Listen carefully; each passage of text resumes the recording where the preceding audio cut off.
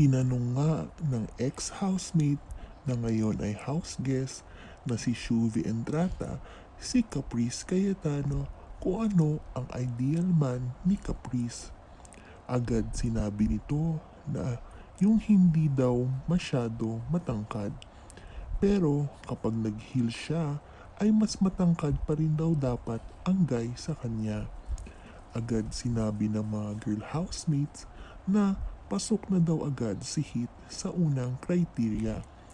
Pangalawa daw ay ang hindi masyadong malogo or madesign na damit.